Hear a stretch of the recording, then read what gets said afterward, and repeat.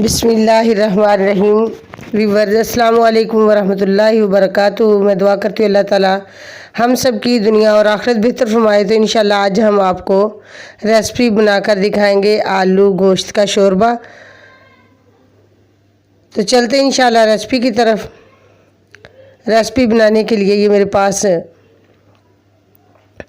चीज़ें मसाला जात बनाई हैं। ये देगची मैंने रख ली है इसके ऊपर चूल्हे के ऊपर, और मसाले जात ऐड कर दिए। टमाटर, अदरक, लहसुन का पेस्ट वगैरह और प्याज, ग्रीन चिलीज़ और 1 कप घी का, ये सारी चीज़ें मैंने ऐड करके चूल्हे पे रख दी हैं।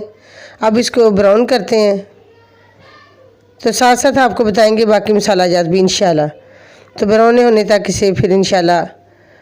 बाकी ये मेरे पास है 1 kg आलू को मैंने काट कर बिल्कुल रखा हुआ है तैयार करके, और गोश्त भी 1 kg। ये प्याज तो हल्का सा ब्राउन हो चुका है। अब मैंने पानी का छटा लगा दिया है। 1 टीस्पून ज़ीरा, 1 टीस्पून साल्ट, 1 टीस्पून धनिया, 1 टीस्पून हल्दी, 1 टीस्पून सुर्ख कुटी हुई मिर्च, 1 टीस्पून पीसी हुई, 1/2 चम्मच ब्लैक मिर्च। ये सारी चीज़ें मैंने ऐड कर दी। अब इसे मसाले को अच्छी तरीके से भुनाई करेंगे, और आप जितने भी ज़्यादा मसाले को अच्छे तरीके से फ्राई करेंगे इनकी पानी का छट्टा लगा के, तो ये ज़्यादा लजीज और मज़े का बनेगा। तकरीबन मैंने इसे 4 से 5 मिनट अच्छे तरीके से फ्राई किया था। अब मैंने इसके अंदर गोश्त को ऐड कर दिया। अभी गोश्त के लिए भी 4 से 5 मिनट इंशाल्लाह लगाएंगे। उसके बाद जो मेरे पास है आलू तैयार किए हुए पड़े हैं, वो भी इंशाल्लाह इसके अंदर ऐड करेंगे। आप जितना शोरबा लजीज बनाने के लिए इसे ज़्यादा भुनाई करें, और मसाला जो ज़्यादा भुनाई करेंगे तो ज़्यादा लजीज बनेगा। इन चीज़ों को ख़ास कर ख्याल रखें कि जब भी ये चीज़ें ऐड करें तो इनकी भुनाई अच्छे तरीके से करें, ताकि हमारी जो रेसिपी है इसका जायका टेस्टी और लजीज मज़े का बने। तो माशाल्लाह ये मैंने आलू को भी काफ़ी देर तक भुनाई की। अभी इंशाल्लाह और 2-4 मिनट लगाएंगे, तो उसके बाद फिर जो पानी है वो इसके अंदर ऐड करेंगे। तो ये मेरे पास पानी जो मैं इसके अंदर ऐड करने वाली हूँ, पानी मैंने तकरीबन 1 kg ऐड कर दिया,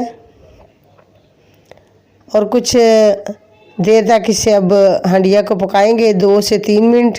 उसके बाद चेक करेंगे, तो फिर इसके मसाला जात इसके अंदर इंशाल्लाह ऐड करेंगे। हंडिया तकरीबन पककर तैयार हो चुकी है।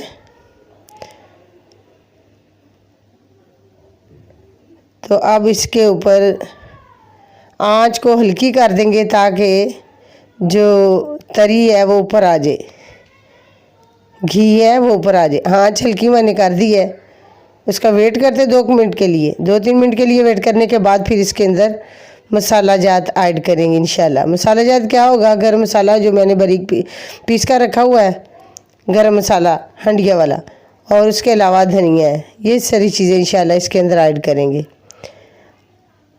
2-3 मिनट हो चुके हैं, तो अभी इंशाल्लाह इसको चेक करते हैं। साथ साथ मैं रोटियां भी बना रही हूँ, और साथ साथ ये हंडिया वगैरह बना रही हूँ। तो माशाल्लाह हंडी बिल्कुल पक कर तैयार हो चुकी है। अब मैं ये आलू चेक कर लेती हूँ क्या ये अच्छे तरीके से गाल कर तैयार हो गए माशाल्लाह। तो अभी इंशाल्लाह फिर ऐड करेंगे धनिया।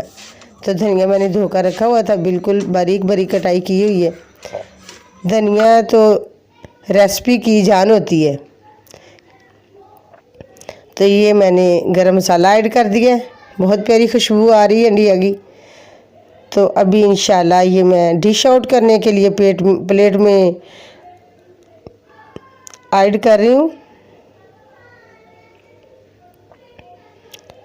तो आप भी इसी तरह रेसिपी को घर पर तैयार करें, और ख़ुद भी खाएं और दूसरों को खिलाएं। ये बहुत बड़ी नेकी होती है, घर वालों की खिदमत वाजे करना।